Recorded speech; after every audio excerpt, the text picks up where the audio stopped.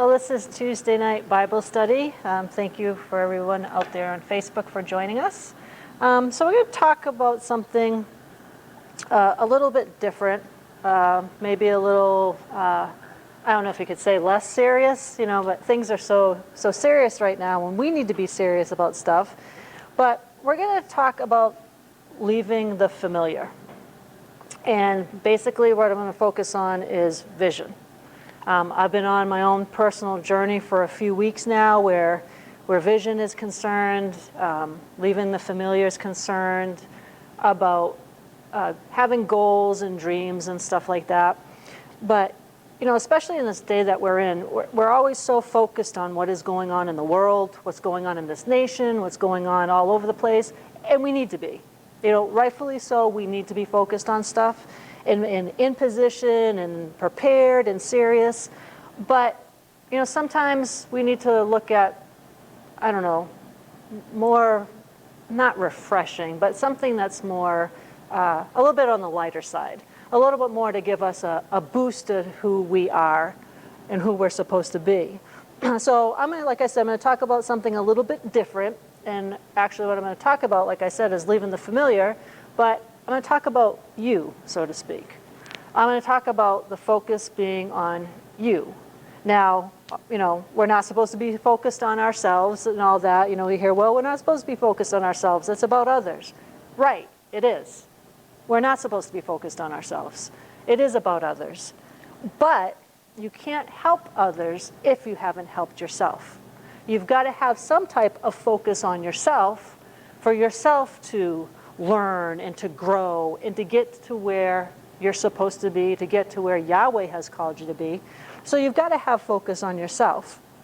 You can't help others, you can't lead them to the goodness of Yahweh if there's no fruit in your life. Well, how do you get fruit in your life? By focusing on yourself to do the things that you're supposed to be doing to be able to produce this fruit and for people to be able to see the fruit. So like I said, we're gonna talk about vision. I've been on, like I said, a really interesting journey, but it's been an exciting journey, and I know some other people have been also, and just been really exciting. And it's especially since, we went into that fast that Pastor George called, and just a whole new realm of things during that fast. And even coming out of it, there's quite a few of us that are still pursuing that journey of fasting, just because what it's opened up. So like I said, with the whole thing of being on that journey of fasting and being on this journey about having vision and having focus on stuff, I had noticed when this whole thing came about and stuff, I kind of had gotten into this place where it's like, well, I'm a mom, I'm a wife, I'm a mom and stuff like that. I have a busy life, so to speak, and everything, and I'm older than I was at one point in time, But then it came to me and it was like, and I know at one point in time, I had dreams, I had goals, I had vision about stuff that I wanted to do. And sometimes those things change. Sometimes your life takes a different route when you get married and you have children and stuff like that. But then the other day I was listening to somebody and it was like, and I had shared this with a couple of people, and it was like, well, hold on a second. I'm only 52. Okay, I'm only 52. It doesn't matter how old you are. You could be 60, 70, 80. It doesn't matter. You can still pursue the things that Yahweh has birthed inside of you for dreams and goals and visions. I was listening to somebody and she was telling a story about how she knew a nurse. Then this nurse went around to elderly people, and they were kind of on their way out of this place and so she was talking to them, and among most of them, when they were laying on their beds and kind of on their way out, almost all of them had said that their number one regret. Now, you don't ever want to have regrets, with anything, but their number one regret was that they didn't pursue their dreams. They didn't pursue their dreams, their goals, things they had wanted to do, or maybe it was travel somewhere, or maybe it was to whatever it was for a dream. Their number one regret was that they didn't pursue their dreams. And that's when I was thinking. I was like, wow, that's sad. Because Yahweh has his birth dreams and vision and goals within us for a purpose. And it's not just for ourselves. That's why I was saying it's about, you can't help others if you haven't helped yourself. And so he's birthed these things in us. And like I said, at some point during that fast, it came to me and it was like, man, I'm only 52. And without realizing it, I kind of put myself more, and it's like, it's kind of funny now that I thought about it. I really shouldn't be doing this. And boy, but I was starting to step down. I'm grown up and married and off, off on her own type of thing. And it's like, no, my life went a route for a reason. And it's like, thinking about that, and it's like having a soon-to-be 13-year-old, it's like, oh my goodness. But it's like, no, I'm only 52. I'm only 52. So that ignited some things into me, and then I realized, and I remember Dad talking about this at one point. He was talking about dreams and stuff and goals that people had, and it's like, can you recall what they were? And I realized it was like, I really don't recall any of the dreams I had when I was younger. Now, I know I did. I mean, most normal girls, when they're teenagers, dream about getting married. They dream about getting married, and they dream about having children. I recall having that. I recall dreaming about, getting married and having children and stuff like that. But as far as anything other than that, dreams, whatever, I had a dream, not me personally, I'm just using this as examples, but, some people have dreams to travel around the world, or dream to be a successful business person, or dream to do this, or dream to do that, or whatever it is, And I know I had to have, but I don't recall what they were. And that's when I realized it was like, I don't recall any dreams that I had. I don't recall really if I had any goals or if I had any vision.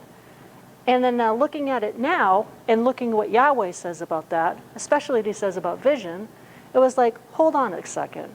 And it's ignited something totally different. And it's not just ignited something just for me personally, but to impact my family, to impact the church, to impact people outside these doors, to do that what I'm supposed to do. So like I said, if you can't help others, if you can't lead them to the goodness of Yahweh, what's the purpose? What's the point? So if you have no vision, and we know from what it says in Proverbs 29:18, says, where there is no vision, no redemptive revelation of Yahweh, the people perish. That's pretty, you have no vision, you perish. Okay? The voice says, where there is no vision from God, the people run wild. But those who adhere to his instruction know genuine happiness. Think about it, okay? Those who adhere to what Yahweh has called them to do, the visions that you have, the dreams that you have, his vision that he has, his vision for you. We have a vision for this church, and it's those who adhere to his instruction know genuine happiness. When you pursue these things, you know genuine happiness. But if you have no vision, no goal, no dream, no passion for the calling of Yahweh that he has for you, no passion for the visions that he has about things, and you're not actively doing something about them so you can experience them manifesting in your life, there's a twofold thing here. Is you can have a dream, but in order for that dream or that goal, you've got to do something to make that manifest. You have to be actively pursuing it. It's like, okay, yeah, I dream that, or my goal is, kind of get off the dream thing, more about the goals and the visions, okay? But, I have a goal, or I have a vision that, I'm going to save I want to save $10,000. I want to save $10,000 this year. That's my goal.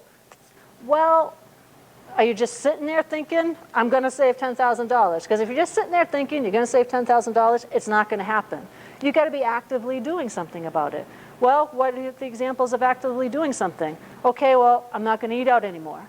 I was spending $100 a month on eating out. Well, you stop doing that, and you start saving that, and that gets you to your goal. And it's like, you eliminate certain things in your life that are not helping you get to where you want to be. They're not helping you reach your goal. They're not helping you to fulfill your vision. You know, this fast was a good example. We eliminated certain things out of our lives because they weren't helping us to be fully who we're supposed to be in Him. They weren't helping us to be fully committed to Him. Okay, yeah, you know, nothing necessarily bad to be, you know, looking at Pinterest. Nothing necessarily bad in that. But if you're spending 2-3 hours doing it, that's taking away from your time of developing and learning and growing in the things of Yahweh. Because that 2 or 3 hours could be in the Word, where you're just starting to blossom, and that helps you be who you're supposed to be for the people outside these doors. So, you know, how can you lead someone to Him and show him that He is good if you have no vision? If you have no goal, your own goals, your own visions, your own dreams, so to speak, you know, how can you show him that he is good? No, that He can, like what it says in Ephesians 3:14, you know, that He is the God that can do super abundantly above all that we even dare ask, think, or imagine. Okay, He's the God that super abundantly can do that. Above all. Now think of it. Above all that we can ask. Okay, we know we ask, but even think. Above all we can think. So I had this picture. It's like, oh, I can think this. So it's like, you know, He does super abundantly above all that I could dare think. Okay, I dare think there's a brand new Cadillac Escalade sitting in my driveway. Poof, next morning, okay? There it is. Because I dare thought. He's super abundantly above. You know, I heard somebody say, and, you know, we've talked about this. It's like, you know, think big, ask big. You know, what are you doing asking for $1? What, you know, ask big, think big. He's a big God. And He had said to somebody, do you not think I'm big enough to do what you're asking? You know, don't limit me. You know, don't limit Yahweh. He can do super abundantly above all that we dare ask or think. There's no limit to what He can do. He's unlimited. So with the vision, what exactly is vision? So vision is the faculty or state of being able to see. Now, we know this vision, we have vision of our eyes, but look at it in the spiritual, okay? The state of being able to see. You've got a vision about something. You know, like I said, we have a vision for this church. We see that vision, okay? And believing is seeing. Okay, you hear it all the time, well, seeing is believing. When I see it, I'll believe it. No, believing is seeing. And you have this inward vision, and you believe, and then you see it. Vision is also the ability to think about or plan the future with imagination or wisdom. You know, we all have imaginations. Yahweh gave us imaginations to imagine, okay? So imagine what would it be. Well, I was going to say imagine what it would be like if we had 300 people here, but I don't necessarily know if we want to imagine that part. But imagine what would it be, you know? Imagine what it would be if someone came, when someone comes walking through that door and they're in a wheelchair. And imagine what it will be when they cross the doors of that sanctuary and they get up and come out of that wheelchair, okay? Imagine. Vision is also, well, the act or power of imagination, but it's the mode of seeing or conceiving. Okay, the mode of seeing or conceiving. You know, I was believing for Australia, and I conceived that promise before I actually conceived. Okay, I saw it. I had a vision before I actually was experiencing it. Another definition of vision is an idea or mental image or something. You know, you develop that idea, you develop that image of something, you see yourself. You know, we've heard a lot about people and excellent idea and we should be doing it and stuff. It goes right along with what the Bible says, but it's like, you know, you have a vision of something when you're believing Yahweh for something. So I remember years and years ago when I was believing, we had just moved down here, and I was believing for a new car. And a car that I'd always wanted. You know, obviously I like Cadillac Escalades, but it wasn't the car that I had always wanted. I had always wanted a Ford Excursion. Now, I don't even think they make them anymore. I mean, this was back 20 years ago, I think. And I just always wanted this Ford Excursion. It was the biggest truck that, you know, bigger than Expeditions and stuff. And I remember Dad talking one time when we were in Westminster, saying about when you have a vision, when you're believing for something, you get a picture of it. So you get a picture of that vision. You get something. I remember shortly after that, and I never shared it with anybody. It was my thing, and that's another, this is kind of a rabbit trail, but be careful who you share what you're believing for with, and you just don't go broadcasting what you're believing for. You hook up with that 1, 2 strong people of faith that they come along and get in agreement with you, because the Bible says when 2 or 3 gather in my name in agreement, you shall have what you say. Trusted people.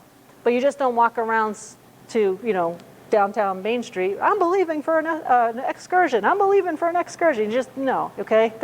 You don't go broadcasting that. So anyways, this was something that was like, it was my dream, my thing. It's like, I'm believing, and I needed a new car at the time. It's like, I'm believing for this, I want this Ford Excursion and stuff. And I remember a couple weeks later, it was actually my sister who had come over to visit Scott and I. We were living in Nashville at the time, had come over to visit us. And she had my nephew with her, and he was just Drew I think was just a baby. He was maybe 1 at the time.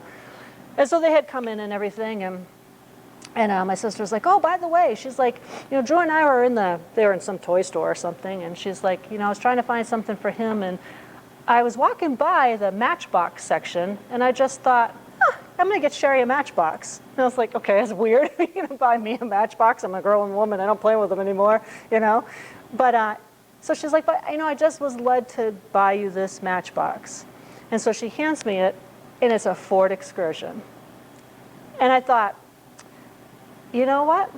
And I still to this day have it on the top shelf of my desk. Now that was, like I said, we were back in Westminster, so over 20 years ago. Now, and I've gotten close to them. I've had Ford Expeditions, okay. They don't make Excursions anymore, so my new thing was to believe for the car that I have now. But I still have that Excursion because it's that Matchbox, because it's a reminder to me. It's a reminder of vision, of getting a picture of something. It's what are you believing for? Are you believing for something healing-wise? You cut out that testimony. I don't know how many testimonies, mostly out of the Believer's Voice of Victory magazine, I cut out of couples that were believing for children, and it came to pass. So I remember Mom saying to me, keep these things before your eyes and read them and reread them. So I cut them all out, and I have them in this manila envelope, and I still have them. I still have them.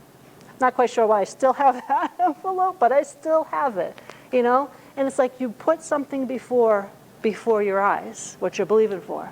I'm teaching my daughter to do the same thing and doing something with her.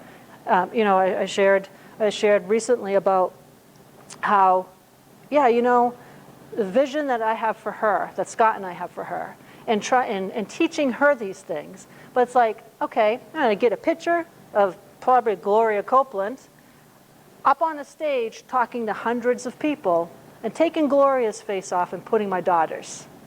To get it before me, my daughter doing that in front of all these people, talking to people. So, there's different things, whatever Yahweh births inside of you for a vision or dream or whatever. But these are the things that we've got to pursue. So vision is not just a nice to have. It would be nice. It would be nice to have this, or it would be nice to have that. It's not just a nice to have.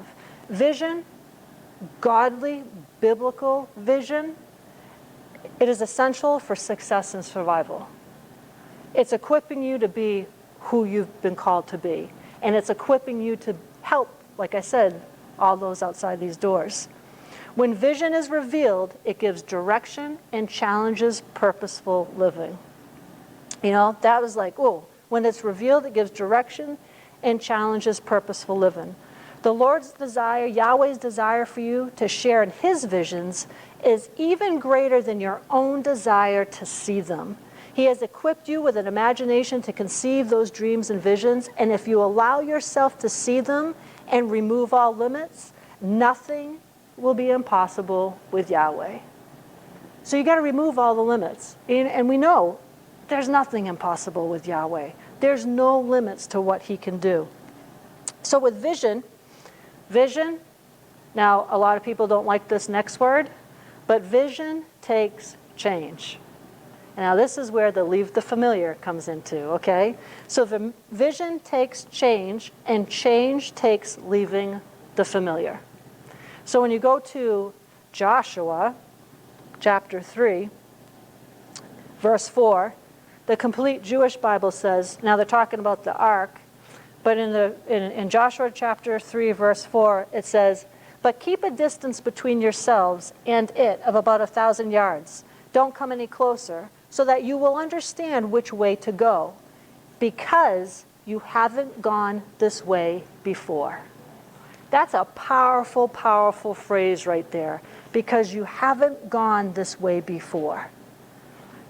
NIV says, then you will know which way to go, since you have never been this way before.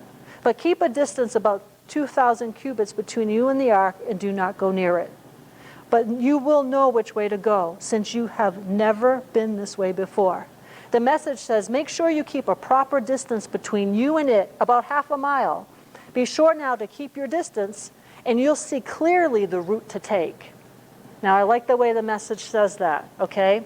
And you'll see clearly the route to take. You've never been on this road before. You know, the Amplify says, you've never passed this way before. You know, this is what leaving the familiar is. If you want vision to be successful, if you want to be successful, you've got to leave the familiar. You've got to go somewhere where you've never been before. You know, we said it recently in a Sabbath. It's like, and Mom has said it, we haven't quite been this way before, okay? And we haven't. There's a lot of things in this world and this nation and stuff that we have not quite been this way before. But this is different. This is different. We haven't quite been this way before. You've never been on this road before, but keep your distance and you'll clearly see the route to take. So with vision, like I said, vision takes leaving the familiar. Well, what exactly is leaving the familiar?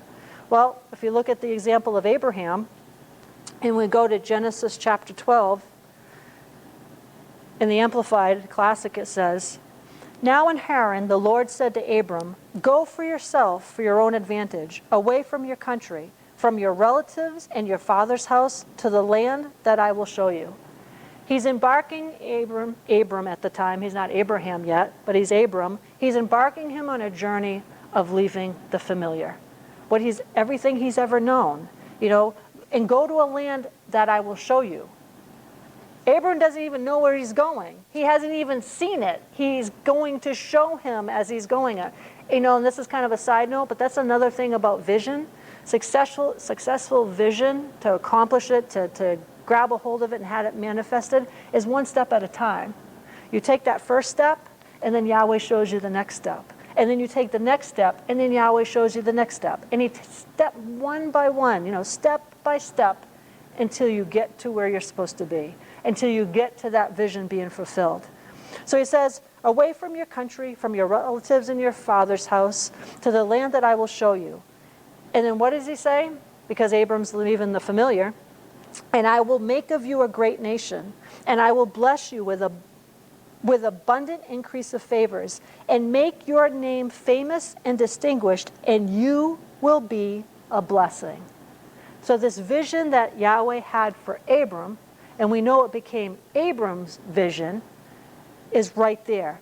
It's not only was it for Abram, but he says it right there, and you will be a blessing, dispensing good to others. So that's why I was saying at the beginning, you know, you can't help others if you haven't helped yourself. You can't help others if you haven't had things manifest in your own life. So that's why you've got to go have vision and actively be doing something and pursuing it. You know, I have a vision to help those in need, to feed the poor. Okay? Well, you yourself can't be one of the ones that are in need. Okay? You yourself can't be one of the ones that are needing to have a meal given to them. Okay? You've got to be where you're at so you can have that vision fulfilled to help others.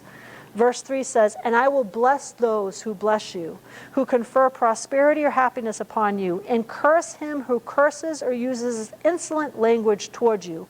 And you will all families and kindred of the earth be blessed, and by you they will bless themselves. So Abram departed as the Lord had directed him, and Lot his nephew went with him. Abram was 75 years old when he left Haran. What was I saying at the beginning? It doesn't matter how old you are. It doesn't matter the age. Abram was 75 years old, okay? And the Lord says this to him, and he's leaving the familiar. He's leaving something that's always been comfortable to him. He's leaving family and friends and his comfy house and his comfy bed and, all of his whatever. It was familiar to him. But he was leaving that, and what was attached to it? Blessings. What was attached to the vision Yahweh had for Abram? Blessings. So, that's an example of leaving the familiar with Abram, but think about personal examples. People don't, like I said, they don't like the word change, okay? But in order to get somewhere, you might have to change some things. Some of us have experienced that during this fast. In order to get everything from Yahweh out of this fast, we had to change some things. We had to change how we were eating. We had to change how we were spending time. We had to change what we were drinking, okay? We had to change some certain things to accomplish the goal, to get to where we needed to be. The personal examples, okay? Leave the familiar. Well, to some people, a lot of people, their beds are their familiar. And when I say that, their beds are their familiar because they like to sleep, okay? And nothing wrong with sleeping. I think sleep would be great. All right, sleeping is great. But people get familiar, and it's like, now granted, I understand that there are people that do need to sleep depending on what they're, if you work all night long, you need to sleep all, during the day or whatever. But sometimes sleep can be so familiar. And it's like, you went to bed at 9 o'clock the night before, but you're still in bed 9 o'clock the next morning, okay? Time to leave the familiar, Just on a side note here talking about morning times. And it goes right along with vision and everything. But, we had said a couple of Sabbaths ago that, the key to a successful life lies in your daily routine. So what are you doing in your daily routine? You want to be successful? You want to have a vision that comes to pass? What are you doing? So just as a little bit of a side note here, just from things that I've been learning from other preachers and stuff, and it's like, the 5 successful things that people do in the morning. 5, they specifically say 5 successful things. She says 5 successful things people do before 8 a.m. And then you think about it, and you hear some of the stories about CEOs and these, prosperous business people. President Trump is one of them, okay?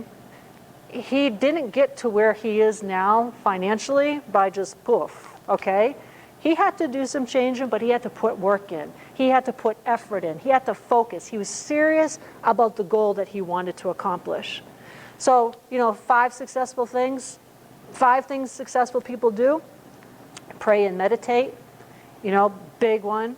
Read a lot, listen to teaching, write down your dreams, your goals, and review them. And then interesting, the last one, which I thought was interesting, because these first 4 is like, you pray and you meditate and you journal, and then you're reading and you're listening to teaching and you're writing stuff down, and then exercise.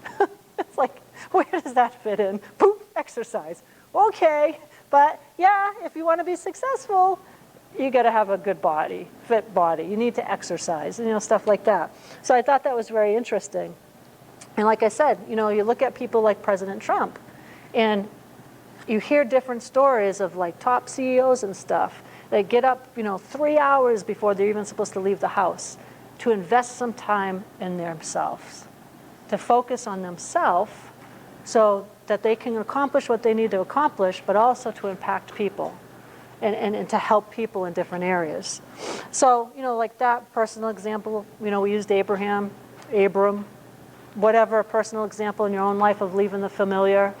I have to say, Scott and I experienced that when we, a couple years after, maybe 2 years, second year into being in Westminster. And we lived in Nashua. We were driving from Nashua down to Westminster every single Sunday. Every, I think, Wednesday night back then for Bible study, whatever events, we used to have church suppers and all that stuff, We were driving down every single, didn't miss a one. Didn't miss a one. And driving from Nashua. And I remember one Sunday after a service, Dad calling Scott and I into the office, just wanted to know how things are going, how's, blah, blah, talking. And then he had a question that came out that Scott and I both were not expecting at all, hadn't even thought of it, considered it, whatever. And his question was, so when are you moving down here? And it was like, huh? Why would we move to Fitchburg or any area around here? What do you mean? we have our nice house, the cute little house that we bought together, that we lived in Nashua, lived in a nice neighborhood, had a great big backyard and a pool and a river, and we were renovating it and we were happy. And it's like, why would we move down here? And I remember Dad said, well, keep that question surfacing in your mind because it's God asking it. Now, like I said, this was like 2 years into it. Scott and I, but 2 years into being at the church and stuff. And so with me, it was like, I've never moved to Massachusetts. And I quickly just, right back. That was gone. And so then more time went by, and we ended up coming into this building and stuff. And I think it was another couple, 2-3 years that had gone by or whatever. And after a service, Dad calls Scott and I into his office. So how are things going and stuff? We haven't talked for a while. Oh, good, And honestly, I completely forgot about that question. I immediately dismissed that question. It was like, there's no way I am moving to Massachusetts. It's just not happening. And then Dad says, towards the end of the conversation, so, when are you guys moving down here? But there was something different when he asked it the second time. And I was like, oh. And I remember kind of just laughing. Oh, well, I don't know. Might think about it or whatever. And Dad was like, no, you really need to think about it. You guys are supposed to be down here. I was like, okay. So we left, driving back home to Nashua. Scott and I did not say one word about the question that Dad asked us. We talked about everything else but that question that Dad asked us. Got home, and I think it was a couple days later when Scott came to me and said, so what do you think about? Now for Scott, okay, you all know his background and stuff with the fear and all that. So for him to come to me and be like, so what do you think about, at the time it was pastor, and we weren't calling him Dad yet. Well, what do you think about pastor saying that? And it was like, oh, and that's what started us on our journey. And it was like, leave the familiar. I mean, I lived in Nashua for 25 years. Scott was there much longer than me. I mean, practically most of his life, he lived in Nashua. His parents were up there, all of my friends, all of his friends, it was home. It was familiar. Everything that we needed, everything that we did, it was like, wait a second, leave all this. We went and mountain biked every day because we had all the mountain bike trails right there. Got home from work, jumped on our mountain bikes, and went every single day, or we went off and did this or went off and did that. And it's like, but you're asking us to leave all this? And it's like, whoa, okay. But obviously, don't have to say the outcome of it, okay? But that was for us. It was leaving the familiar. And I'm not going to say that it was easy because it wasn't. It was like, whoa, okay, the dreams that we had and the things that we wanted to do with the house that we had at the time and where we lived and stuff. And I realize it now that I didn't realize back then. I had small vision. And it was one of those things where it was like, where Yahweh was saying, think bigger, you're not thinking bigger. So I'm thinking, what am I going to find for a house in Fitchburg or wherever it was? And, I've shared the story. I told my real estate agent, absolutely no Fitchburg, anything but Fitchburg or whatever. But to make a long story short, it's like, well, actually, this has kind of been a long story, but, but it was like, now we're here. And it's like, I had the house I never thought I would have had, which was a dream. Because mine and Scott's dream was always a log house. I never wrote it down as a dream, but we had the log house magazines, and we looked at them all the time together and stuff, and it's like, okay, we left the familiar, and just like what Yahweh had said to Abraham, you leave everything that was familiar to you, and I will bless you. And I will bless you, and then you can also be a blessing to others. And so I think back on it now, and I remember people when they first heard that we were moving to Massachusetts, and they're like, Massachusetts? Why in the world would you move to Massachusetts? It's Taxachusetts. It's so expensive to live down there and stuff like that. Well, it's actually not, okay? And then just naturally talking here, New Hampshire is much more expensive to live in than Massachusetts. You know, we came down, we built our dream house, just really enjoy where we live, the area that we live in and stuff like that, the amount of land that we had compared to what we had before, and we pay less now for our house and for property taxes than we did on this little 2-bedroom ranch, 800 square feet on a 1/4 acre of land. Okay? Not just that, you even talk car-wise. Okay? Cars, it cost, if we had, well, that's a whole other story, but at the time we had 4 cars because Scott had his year-round car and sports car. I had my year-round car and my sports car. But, you know, at the time, and it still is, to register cars up there, it was $350 a car to register in Nashua. I think I just registered my new one that I got for $90. And it's every year, by the way. So it's not, you know, we found that out. It's like, no, Massachusetts has actually saved us quite a bit of money.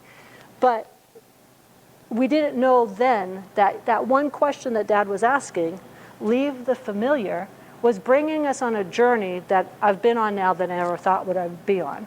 You know, never ever thought that him and I would be in a place that we're in now, that I'd be doing what I'm doing now, all because of that one question, but more importantly, all because of actually leaving the familiar. So like I said, with vision, vision takes change, change takes leaving the familiar. You are where you are because of you, not because of anybody else. You are because of you. Well, you know, like I said, you know, believing to get out of debt or believing for a house or whatever, and it hasn't happened. Well, what are you doing in the natural to get there? What are you doing? Well, you know, I eat out twice a week, every single week, every month of the year, and spending $1,000. Well, hello, you know, or you're doing this or you're doing that. What are you doing in the natural and the physical to help accomplish your dream, help accomplish your goal? So you are where you are because of you. Nobody else. You know, we've talked about that before. We like to point the finger. Well, it's because of, you know, of Adam. It's because of the woman you gave me, okay? No, it's you. You're the only one that makes the decisions. No one else forces you to make a choice. You make a choice. But you can change. You can refocus. And focus is very important when it comes to having a vision, when it comes to wanting vision. So some things that I heard somebody saying the other day is you learn more about a person's priorities, but what they say no to and stop doing than anything else. That's where the rubber meets the road. That's where you know their priorities have been revealed, is what they say no to and stop doing. Our decisions are based on our priorities. This is why yes and no are the most powerful words you will ever say. And actually, Miles Monroe was the one that said that. Yes and no are the most powerful words you will ever say. So with vision, the Hebrew word for vision is hasan, and it means a revelation or a dream. So like I was saying about vision and writing things down, you know, Habakkuk, if I said that right, it says, and we know this one, it's a well-known scripture in chapter 2, verse 2 and 3 says, "And the Lord answered me and said, write the vision and engrave it so plainly upon tablets that everyone who passes may be able to read it easily and quickly as he hastens by. For the vision is yet for an appointed time, and it hastens to the end. It will not deceive or disappoint. Though it tarry, wait earnestly for it." That's the big key. When you're believing for something, you wait in patience. You wait earnestly for it, because it will surely come. It will surely come. It will not be behindhand on its appointed day. And like I said, especially when you write it down. Now, I personally was before not a writer. I did not write stuff. I did not like writing, period. Okay, I didn't journal. I didn't keep a diary. I just was not a writer. Book reports in school, I despised them because it was like, I am not writing. I tried to get by as little as I could write. I just was not a writer. Was never one to make lists. None of that type of stuff. And interestingly, because go figure, it's like I come from a family who were writers. I mean, my mother published things. My mother was constantly writing. She had things published in magazines and all types of stuff, was writing a book. Actually got done with the book. She just actually never pursued her dream to get the book published. But for me, it was like, I just did not like writing. And I've had people tell me, you're a good writer. The way you are with words, and if I write a card to somebody, there's like, you really are a good writer. I just did not like writing at all. Grocery lists. Now this is dangerous, okay? When you don't write a grocery list, that was probably the one thing I actually did do when it came to a list. I would make a grocery list and then get the items, cross, say, okay, I'm done. I haven't made a grocery list in I don't know how long, my mental list. It's more dangerous that way because you can't cross things off in your head. And as you're walking by, it's like, oh, that looks good. You walk over and get it. Well, it wasn't on my list because I don't have a list. It's now in the cart, okay? So that's it. But it's good to have a list. And Mom had said to me just a few weeks ago, because there's always so much going on and demands and stuff, and it's like trying to recall it all. It's like, I got to do this, whatever. It's like, start writing stuff down. And it's like, And then just like I said at the beginning, this journey that I've been on over these last few weeks about vision and goals and stuff. So I did. I make a list every single day. And I have to say, well, I make it the night before, but I have to say, I actually enjoy doing it. And it's a challenge. It actually is a challenge that some of us have taken up. And it's a challenge for myself. And it's like, no, I'm doing this every day. You're supposed to do it every day for 30 days. But it's like, no, I think this is going to be an everyday thing until Yeshua comes. And I make this list. And I have to say that in all honesty, and I shared this with Mom, I'll cross something off the list and it's fulfilling. It's things are not as stressful as where all the things were up here and it's like, oh, I got to accomplish this, I got to do this. And I was getting through things every day, not all of them, but I was accomplishing things. But I'd come to the end of the day and it'd be like, man, and it was, some stress and pressure tied to it and stuff. But by having that list and looking at it and being like, oh, okay, and crossing it off, there was like a fulfillment, like a pleasure or a joy almost. It's like, yeah, I got that accomplished. Even if it's the only thing I crossed off my list, which it's not, okay, but even if it was like there's still this sense of, that's done. That's gone. I don't even have to think about it. It's crossed off my list. It's over forever. So with that, within that scripture where he says, write the vision and engrave it so you can see it. You got a vision about something, a goal, you write it down, and talking spiritual-wise and vision-wise from Yahweh and stuff, but just even everyday goals or visions that people may have that are totally normal and natural that you need to have for life. My vision is to be more fit than I've ever been in my life. Or my vision is to, completely stop eating this. My goal is to do this, whatever. There's purpose in it. But not just for yourself, it's for those that are outside these doors. The Message Bible in that same scripture says, and then God answered, write this. Write what you see. Write it out in big block letters so that it can be read on the run. This vision message is a witness, pointing to what's coming. It aches for the coming. It can hardly wait, and it doesn't lie. If it seems slow in coming, wait. It's on its way. It will come right on time. That is good the way the Message says it. What have we been taught? When you're believing for something and all the biggest amount of pressure comes, that means that right around the corner is your breakthrough.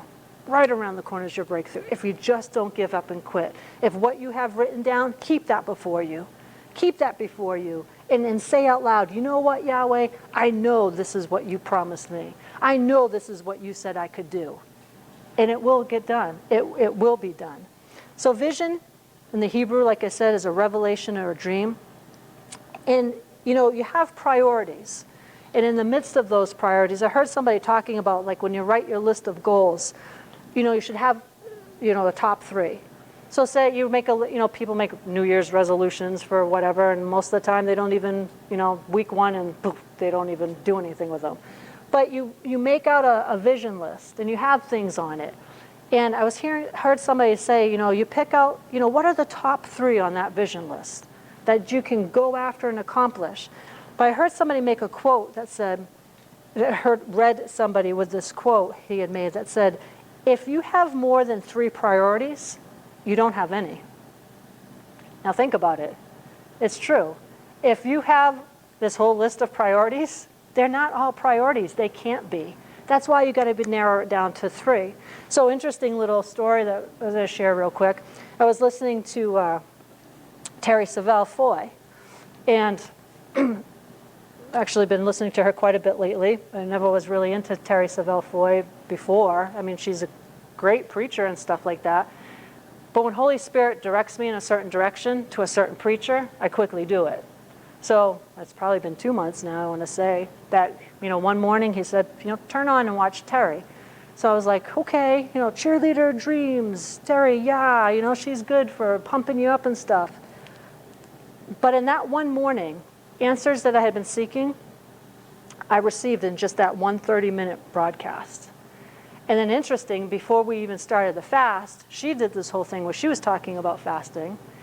But so I've been delving more into things that she's been talking about, relating it to the Bible, about how important vision is. And like I said at the beginning, I'm only 52. And I got into this thing where it's like, oh, I'm 52, that's not going to happen. No, that is not the case at all. I'm only 52.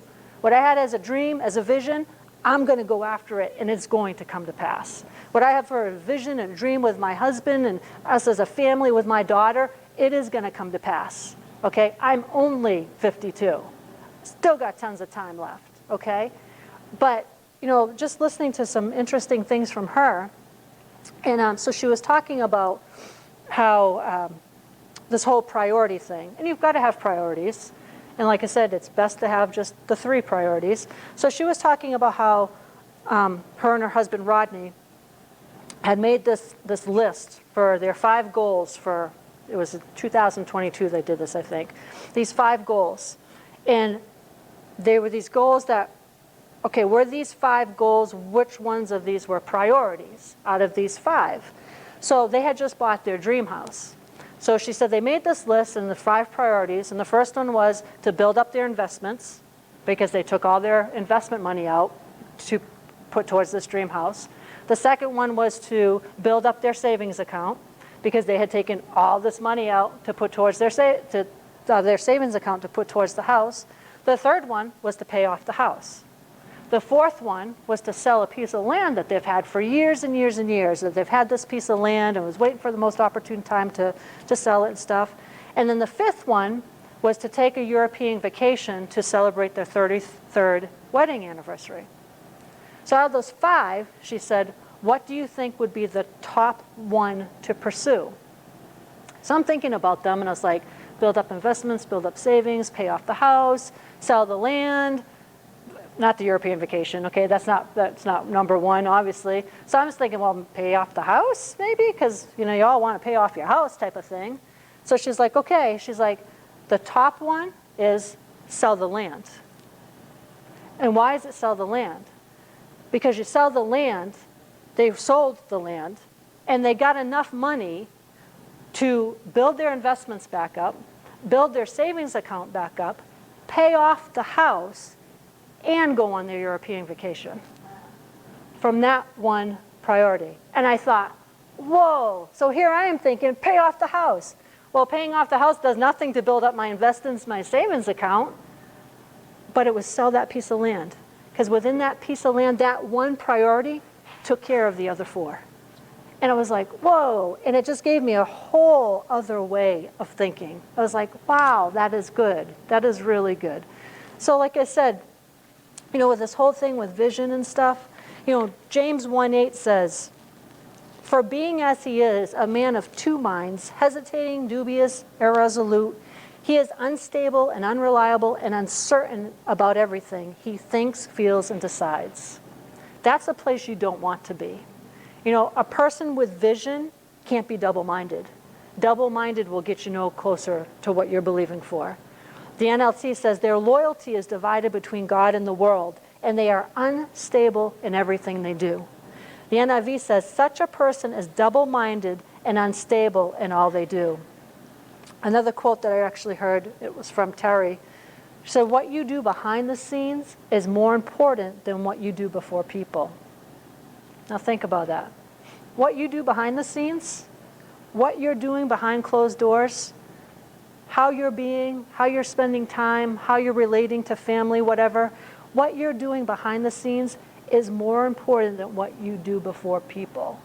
It's way more important than what you do before people. That behind the scenes time is what is developing you, is what is developing your character. And I've heard stories before, it's like, oh, well, these people come to church and they're like, put on this front and happy and blah, blah, blah. But behind the scenes, it's a little bit different. But what you do behind the scenes is more important than what you do before people. So that's a key thing to make sure that we remember and stuff. But so anyways, so in James 1:8, the NIV, like I said, says, such a person is double-minded and unstable in all they do. When you're believing Yahweh for something, in order to have successful vision and to have goals and dreams, you can't be double-minded. You can't be unstable in all your ways, because then you're not going to get there. And if you're not going to get there, then you're not getting there is going to impact the people that Yahweh had already in your path out ahead of time in the future, because you didn't get there. Because you weren't willing to leave the familiar. You weren't willing to do the change. Like I said at the beginning, it's great to have a dream. It's great to have a vision. But if you're not actively doing something to pursue it, you're not going to get it. And like with Abraham, he just didn't say, I'm just going to bless you. It was he was going to bless Abraham, and he was going to bless others through Abraham. And that's where it comes down to it. So in closing, I just wanted to share one last thing. And, this was with the whole thing with having vision and believing for it and things coming to pass. And I get this featured devotions that come on my email every day. And this one came up this morning, I think it was, and I thought, this is kind of appropriate for this. And it's called, It Is Time to Break Through. Okay? It is time to break through. It's not it's time for breakthrough. It is time to break through. So Mark 5:36 says, as soon as Yeshua heard the word that was spoken, he said unto the ruler of the synagogue, be not afraid, only believe. It is time for a breakthrough. To break through means to burst forth to penetration from one surface or limit to the opposite. To break forth from wherever you are. That's where the change comes place. That's where the leave the unfamiliar comes in. To break forth from wherever you are. From wherever you are limited right now, you want to break through that and get to the opposite point. In Mark 5:22, we see the account of Jairus going to Yeshua so that he would heal his daughter. As Yeshua went with him, a woman touched the hem of Yeshua's garment and was completely healed. That incident caused Yeshua to stop and find out who touched him and what was her story. She told him everything, and Yeshua told her, your faith has healed you. In the meantime, Jairus is probably thinking, come on, Yeshua, let's go. We've got to lay hands on this girl. But he said nothing. To make matters worse, while she is telling Yeshua her testimony, someone comes to tell Jairus to leave Yeshua alone because it is too late. His daughter is dead. Now, while Yeshua is still listening to this woman, okay, now catch that. He's still listening to this woman. He hears, listening and hearing, they're two different things, okay? While he's still listening to this woman, he hears the words spoken to Jairus and turns to him and says, don't be afraid, only believe. Believe what? Believe what he said when he had said, if you lay hands on my daughter, believe what Jairus said, if you lay hands on my daughter, she shall be healed. This is where Jairus must now move out of the limited circumstances to get his breakthrough. Jairus did what Yeshua said. He kept his mouth shut and continued to believe. When Yeshua turned to go to Jairus' daughter, Yeshua got into agreement with Jairus, and Yeshua raised the little girl up from the dead. It is when you believe the word of Yahweh, regardless of the circumstances, that you can break through and see Yahweh bring life to your situation. I thought that was just powerful, powerful devotion to go along with this whole thing about vision. You know, it's time to break through. There's things in our lives personally, in our families, in this church that we have vision for. And it's time to break through and have that vision manifested. You know, in our nation, we're on the brink of a major election coming up, okay? It's time to break through. It's time to have a vision of how this nation is supposed to be and embrace that vision and decree and declare that we're going to break through. And this nation is being returned to Yahweh. You know, it's time to have breakthrough for Israel and for all those hostages. You know, we're not moved by what we see. And we know how powerful the word is. We talked about it on Sabbath when we decree and declare a thing. And it's time to have vision and see breakthrough. And that's the time that we're in. So, you know, I encourage you to study this further and to go further and to, you know, even listen to Terry once in a while if you want to, because she really has some powerful insights onto how accomplishing some visions and some goals. And it's time for us to fully get where we need to be. Not, like I said, not just for ourselves, but for this world outside. And in the case of Abram, I will bless you, and you will be a blessing to others. Amen. I hope you got something out of this tonight, and we will see you again on Sabbath at 11 a.m., and I hope that you have a blessed week.